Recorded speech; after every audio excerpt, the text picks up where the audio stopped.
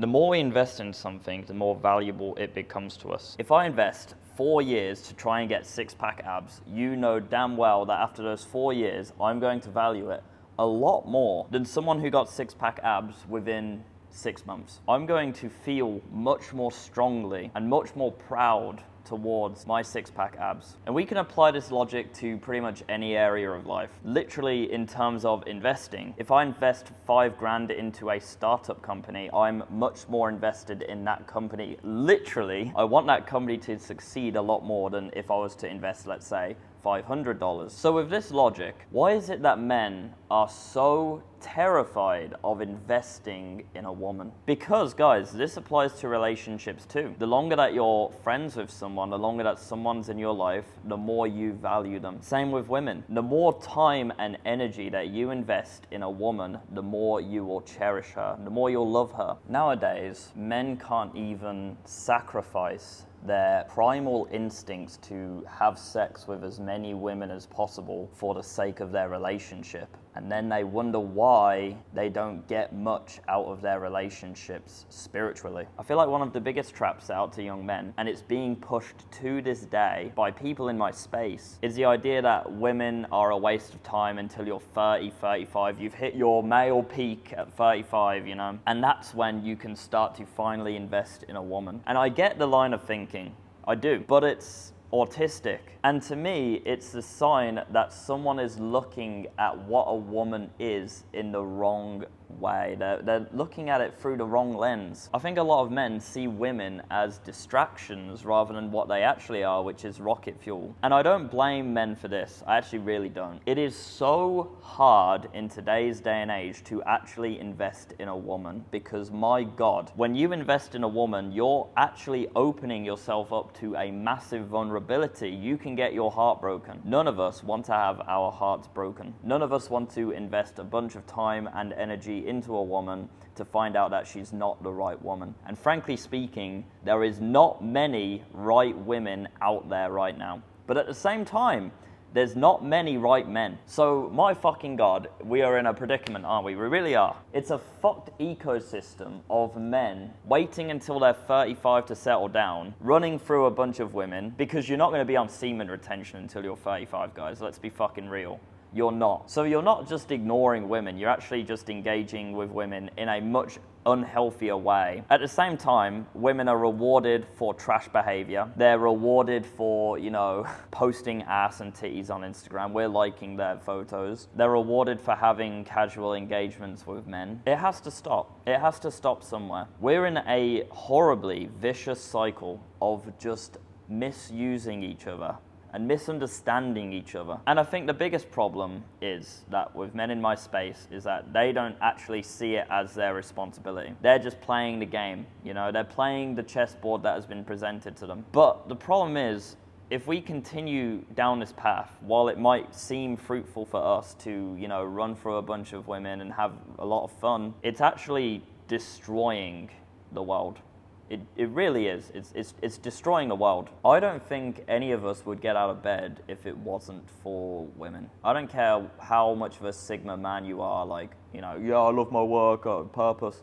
I agree, that's really good, but like, frankly, the only reason we care for that stuff is so that we can conjure up more options, more abundance, and a massive part of that is abundance of women. But we're completely destroying the dating market, and if you are aligned with my thinking, then you know that men are responsible for pretty much like everything, honestly. Any modern day problem in the world can be solved if men were stronger. Honestly, it really can if you think about it, and that includes women. We're gonna be fathers, guys.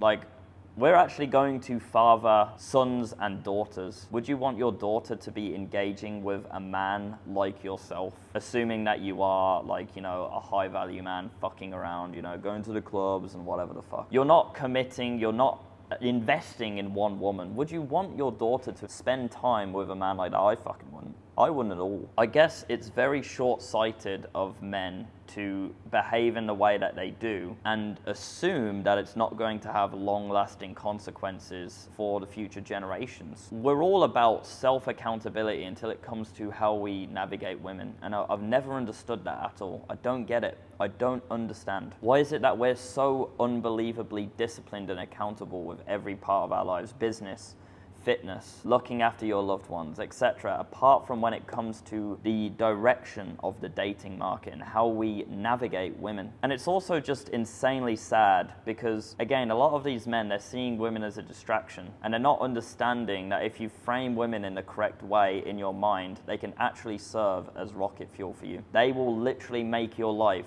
20 million times better. Women have powers that if you tap into by investing in them, and they have to be a good woman as well. They have powers which will make your life so much better and so much easier. And I'm not saying easy in the sense that, oh, I can sit back and relax now. I'm saying easier to actually get shit done. We have to start taking responsibility, guys.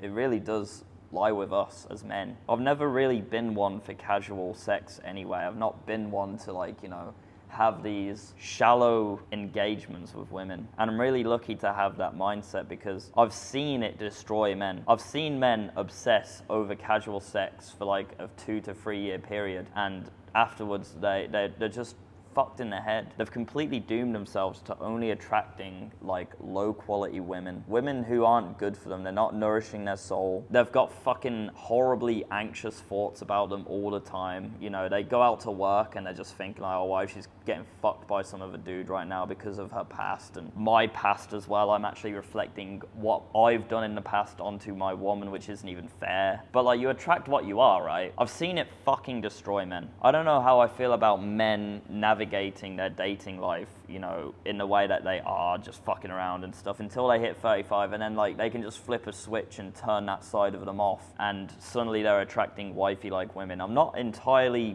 bought into that. I don't think it's possible. It might be possible, but frankly, if you've been indulging in hedonism your entire fucking life, it's going to be really difficult for you to pull yourself away from that. And again, the more you invest in people, the more you invest in a woman, the more you will get out of it. You're gonna start investing in women at 35? Why, man? You've already done all of this shit. Is it not attractive to you guys to actually find a woman to grow with and to conquer with together? Your queen? I find that idea really attractive. I don't really like the idea of becoming a king and then I find my queen. It's like, yeah, of course it's easy for me to find a queen now, but like, she didn't invest in me when I was, you know, coming up, when I was down bad. She didn't believe in me. She can play the part of the queen real nice now that, you know, I've got fucking everything, but there's not a history there. There's not enough investment there. You're not going to love her anywhere near as much as you should. And because you've been, you know, fucking around as well, that's also just not gonna help. It's not gonna help your case at all. You're gonna think like, yeah, she's pretty good and all, but that one chick, she's got a slightly fatter ass, so, you know, maybe I should